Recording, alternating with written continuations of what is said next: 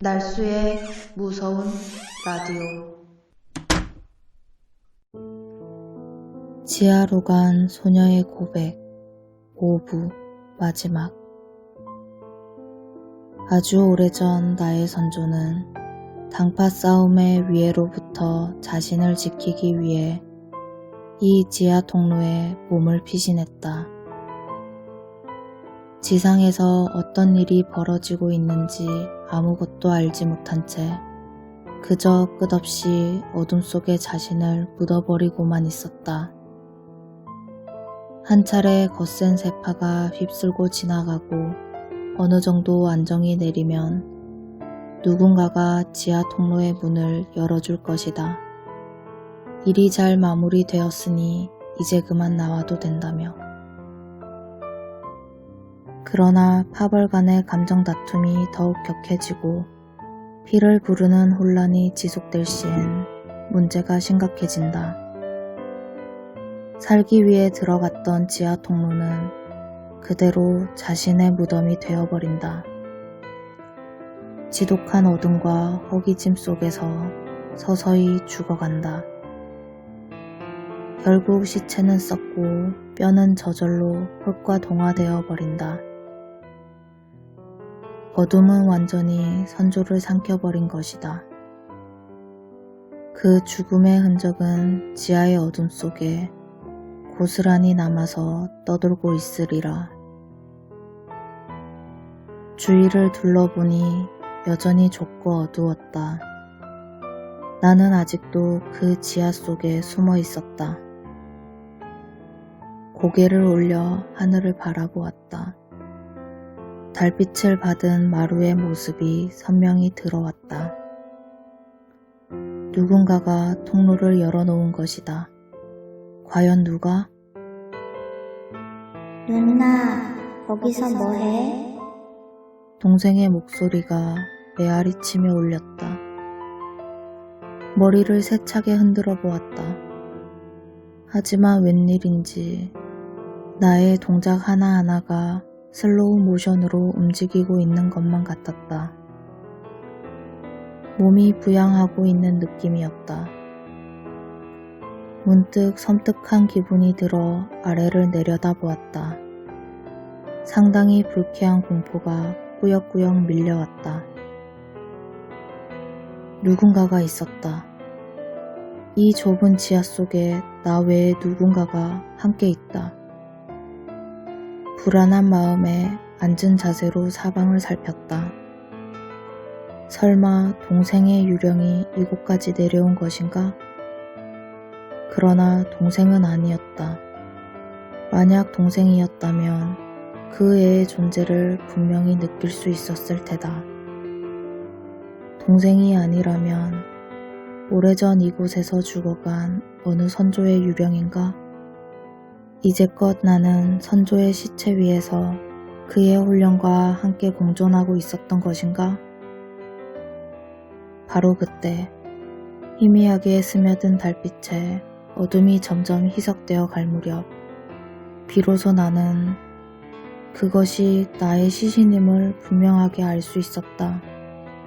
좁고 어두운 지하 속에서 나는 나의 시체와 함께 있었던 것이다.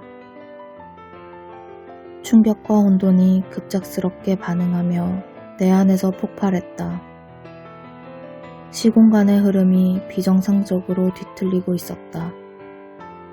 시공을 초월한다는 것이 바로 이런 것일까? 그 여파로 내 몸이 거짓말처럼 붕 떠오름을 느꼈다. 지하 통로로부터 점점 멀어지며 높이 치솟아 올랐다. 이제는 밖이었다. 더 이상 컴컴한 지하 세계가 아닌 확 트인 지상의 공간이었다. 천천히 시선을 돌려보았다. 발 아래로 기와 지붕이 보였다. 나는 지붕 위까지 올라와 버린 것이다.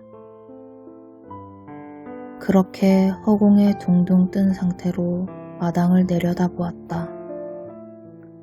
마당에는 장례가 한창 진행 중이었다. 누구의 장례식인가? 동생? 나는 흐느적거리며 지상으로의 낙하를 시도했다.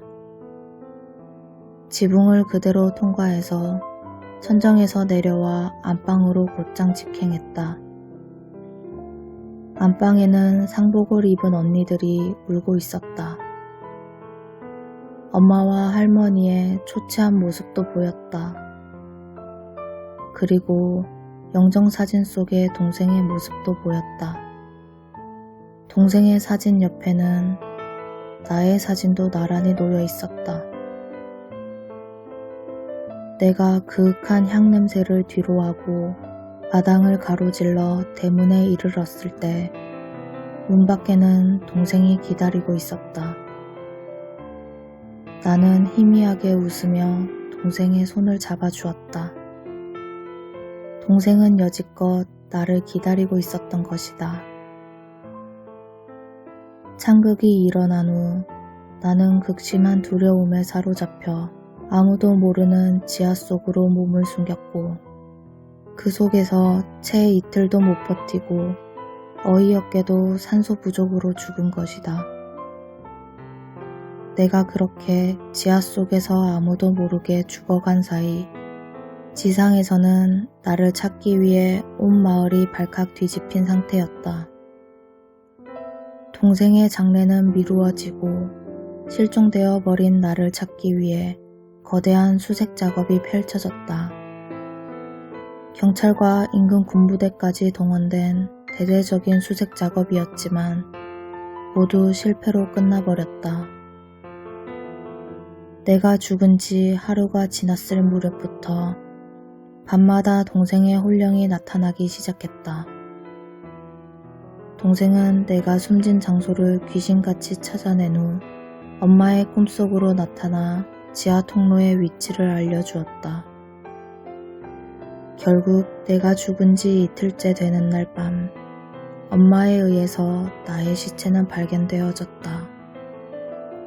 그리고 며칠 후 동생과 나의 합동 장례식이 이루어진 것이다. 나는 홀로 지하에서 있었던 기억들을 되짚어 보았다. 어디까지가 살아있는 나였으며 어디서부터가 죽은 나였는지 그 경계점을 찾기란 쉽지 않았다.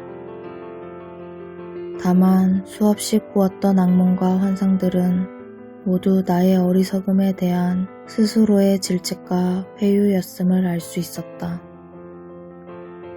두려움에 못 이겨 지하 속으로 숨어들었지만 사실 나는 누군가가 나를 찾아주기만을 끊임없이 갈망했던 것이다.